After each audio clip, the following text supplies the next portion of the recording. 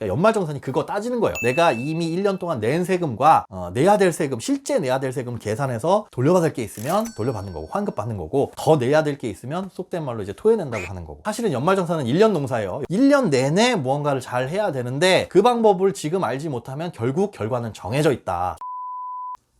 좋아요, 구독 부탁드려요.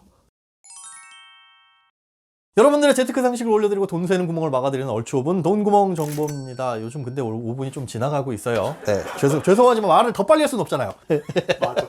말이 우리가 이렇게 빠른데 불가능해. 말을 더 빨리 할 수 없어서. 이게 압축적으로 그 정보들을 모으다 보니까 5분이 될 때도 있고 10분이 넘어갈 때도 있고. 맞아요. 이 시간도 아까 빨리 고고고. 소장님, 네. 우리 오늘 주제는 연말정산. 네, 연말정산으로 정했습니다. 다들 궁금해 하시니까요. 근데 지금 원래 연말정산은 저희가 연말에 다 하는 건데 이거 지금 약간 이르지 않나요, 이 주제가? 그쵸. 약간 뜬금없다 생각하실 수가 있는데 사실은 연말정산은 1년 농사예요. 여러 가지 이유가 있습니다. 연말정산은 여러분들이 하는 시점에 가가지고 뭘 잘하고 못하고 할 게 없어요. 해보신 분들은 알겠지만 클릭만 해가지고 회사에 제출하면 끝이라서 그때는 내가 잘할 게 없습니다. 1년 내내 무언가를 잘 해야 되는데 그 방법을 지금 알지 못하면 결국 결과는 정해져 있다. 거기 그때 가서는 그냥 시험 성적표 뽑는 개념이라서 다른 주제들 뭐 여러 가지 물어보시는 분들이 많아요. 뭐 연금 저축이나 이런 것들 물어보시는 분들이 많은데 이 연말정산에 대한 개념을 모르면 이거 설명해 봐야 이해가 안 되실 거예요. 그래서 꼭 짚고 넘어가야 될 거. 매년 하지만 언젠가 한번 설명을 해야 되는데 지금 아니면 사실은 실익이 없는 거라 지금 땡뚱맞게 다룹니다. 그러면 지금부터 열심히 준비를 해야 우리가 연말에 연말정산하고 그렇죠. 내년에 환급을 진짜 많이 받을 수 있다는 말씀이시죠? 맞습니다. 진짜 많이 받는 건 모르겠는데 쓸데없는 짓은 안 할 거예요. 연말정산의 개념에 대해서 짧게 설명 좀 부탁드릴게요. 자, 이거 농축해서 짧게라고 요청을 했는데 이게 짧을지 모르겠어요. 연말정산이라는 거 매년 하는데 이게 뭐냐면 연말정산, 정산하자 우리. 이거 하면 정리하는 개념이잖아요. 자, 이걸 뭘 정리하는 개념인지 잘 보셔야 돼요. 회사에서 우리가 월급을 받으면 여러분들 월급 받을 때 뭘 떼냐 하면 뭘 떼요?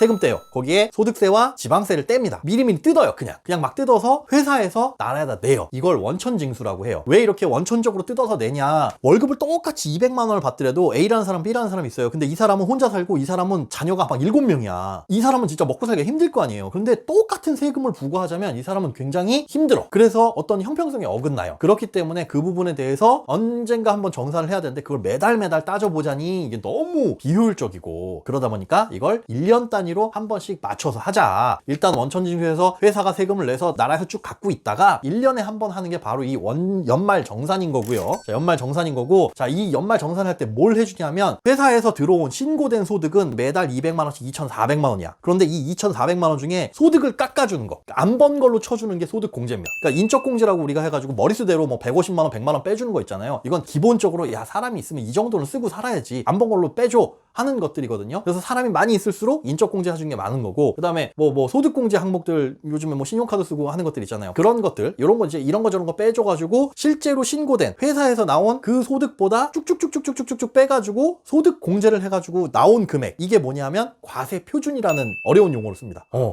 재미없죠. 과세표준. 근데 알아두셔야 돼요. 이걸 과표라고 불러요. 과세표준. 어쨌든 내가 2,400을 벌었는데 각종 공제, 뭐 의료비 공제, 무슨 공제 다 받고 나가니까 딱 나온 돈이 2,400이 아니라 1,500이다. 그럼 나는 세금을 2,400만 원에 맞춰서 낼 사람이에요? 1,500만 원에 맞춰서 낼 사람이에요? 1,500이죠. 그런데 세금은 2,400에 맞춰서 냈죠, 이미. 원천징수해서. 자, 그러면 이것과 이것의 차익을 우리가 돌려봤는데 여기서 이제 또 하나를 나눕니다. 과세표준 나왔죠. 이거에 따라서 이제 세금을 계산을 해요. 그런데 우리의 세금 구조는 어떻게 돼 있냐면 무진 구조입니다. 전기요금 올라가듯이. 전기요금 올라가듯이 그냥 1억이면 10% 이게 아니라, 자, 요렇게 과세표준으로 나온 금액이 1,200만 원 이하일 때까지는 6%만 떼요. 이걸 택시요금, 이상한 나라에 택시가 있다고 쳐요. 1,200m 갈 때까지는, 그러니까 60원만 내. 그러다가 갑자기 1,200만 원을 초과해가지고 이게 4.6km까지 갈 때까지는 15%를 내. 좀 더 이제 할증이 붙는 거죠. 그래서 4,600에서 8,800m를 갈 때까지는 이게 24%로 올라가. 이런 식이에요. 세금도 1,200만 원 벌 때까지는 6%만 내는데 거기에서 올라가면 15%, 뭐 8,800까지 올라가면 여기 24%, 이런 식으로 쭉 누진이 됩니다. 그러니까 부자일수록 어때요? 세금은 더 많이 내요. 그래서 2,400만 원 버는 사람이 연봉이 500만 원 오른 것과 1억 버는 사람이 연봉이 500만 원 올랐을 때 이 사람의 세율은 훨씬 많이 내죠. 이 사람의 세금을. 이런 구조예요. 요건 이제 참고적으로 알고 계시고, 자, 아까 과세표준에서 이렇게 계산해가지고 가지고 나온 세금 있죠. 이거를 산출세액이라고 불러요. 네. 산출세액. 산출된 세액. 산출된 세액이면 그냥 과연 이걸 내야 되냐? 이것과 내가 여지껏 1년 동안 낸 세금을 비교해서 돌려받냐? 아닙니다. 여기서 또 한 가지 또 다른 짓을 또 해요. 세상에. 뭘 하냐면 여기서 빼주는 게 있는데, 자, 세액에서 빼주는 거. 소득에서 빼주는 걸 소득공제라고 부르고, 세액에서 빼주는 걸 세액공제. 소득공제, 세액공제 많이 들어보셨죠? 그러니까 소득에서 빼주는 건 소득공제는 처음에서 깎아주는 거고, 나중에 이렇게 딱 산출이 되는데 여기서 빼주는 거. 산출세액이 50만 원이야. 그런데 자, 세액공제 10만 원 해줄게요. 그러면 이 50만 원에서 10만 원을 빼주는 겁니다. 그럼 결정된 게 40만 원이죠. 결정된 세금. 이게 결정세액. 이게 내가 내야 될 세금이에요. 우리나라 세금 체계가 이렇게 되어 있어. 예. 자, 이 결정세액과 내가 1년 동안 낸, 원천징수에서 낸 이 세금을 비교해 봤을 때, 회사에서 나는 200만 원씩 월급 받는데 200만 원에 한 10만 원씩 세금 냈다 쳐요. 그래서 연간 120만 원을 냈어. 연간 나라에 낸 세금이 120만 원인데, 내가 내야 될 세금이 계산해 보니까 40만 원이네? 얼마를 더 낸 거예요, 그러면? 80만 원 더 낸 거죠. 그러면 이분은 계산해 봤더니, 돌려드릴게요. 물론 이자는 없이. 돌려줍니다. 80만 원만 돌려주는 게 아니라 그건 국세고, 나라에 낸 세금이고, 지방세, 이거의 10%. 그래서 88만 원을 돌려주는 거예요. 우리 월급 뗄 때도 소득세, 밑에 지방세, 소득세의 10%를 지방세로 냈으니까 그거 얄짤없이 다 돌려줘요. 다 돌려주는 거고, 만약에 연간 120만 원을 내는데 이것저것 계산해보니까 소득공제도 못 받아, 세액공제도 못 받아, 결정세액이 딱 나오니까 2,400만 원 벌 사람? 이 사람 거의 공제받은 거 없어서? 그러니까 원천징수에서는 낸 세금이 한 120 냈는데, 이 사람은 소득이 계산해보니까 과세표준이 2,000으로 잡혔어. 그래가지고 계산했더니 산출세액이 한 190만 원 나왔다. 그 정도 나오거든요. 2천만 원 정도 잡히면. 그러면 여지껏 낸 세금은 120만 원인데, 내가 내야 될 세금은 190만 원이니까 차액 내야 되겠죠. 이걸 이제 토해낸다라고 얘기를 해요. 사실은 다 같은 걸 토하지는 않는데 더 내는 것 뿐인데, 남들 안 내는 세금을 내게 되니까. 이런 구조에 의해서 세금이 결정이 되는 겁니다. 그러니까 연말정산이 그거 따지는 거예요. 내가 이미 1년 동안 낸 세금과 내야 될 세금, 실제 내야 될 세금 계산해서 돌려받을 게 있으면 돌려받는 거고, 환급받는 거고, 더 내야 될 게 있으면 속된 말로 이제 토해낸다고 하는 거고. 그러면 소장님, 만약에 토해내는 경우가 생긴 거는 연말정산 안 하면 안 토해내게 되나요? 대부분의 사람들이 연말정산을 안 했을 때 안 토해내질 않아요. 더 내게 돼요. 연말정산을 안 했는데 돌려받는다? 만약에 하면 더 돌려받죠. 네. 거의 계산해보면 그렇게 돼요.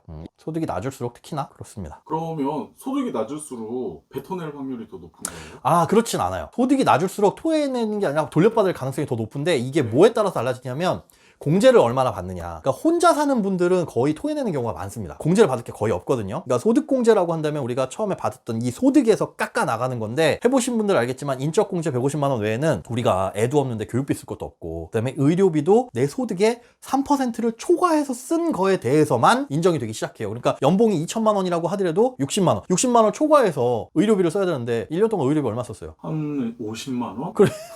많이 아팠네. 아니, 뭐 치과도 가고 이래서. 그치. 이게 치과를 안 가게 되면 한 10만 원? 맞아. 가족이 없으면 그 의료비 쓸 일도 없고, 교육비 쓸 것도 없고, 별거 쓸 게 없기 때문에 결국은 공제받을 게 없어요. 그러다 보니까 1인 가구에서는 그래서 싱글세라고 하는 게 그겁니다. 야, 혼자 살면 세금 많이 내? 혼자 살아서 많이 내는 게 아니라, 많이 아이가 있으면 덜 내는 겁니다. 소장님, 그러면 왜 이렇게 꼬여? 연말정산 발음이 어려워.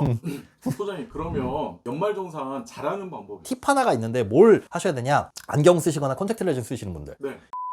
이거 의료비로 공제할 수가 있어요. 25% 이내에서는 신용카드를 쓰든 현금을 쓰든 의미 있어요, 없어요? 없어요. 그럴 땐 차라리 뭐 해요? 그거 일일이 어떻게 계산해요? 혹시나 내가 현금 쓴 거 먼저 25% 툭 쳐서 까버리면 어떡해요?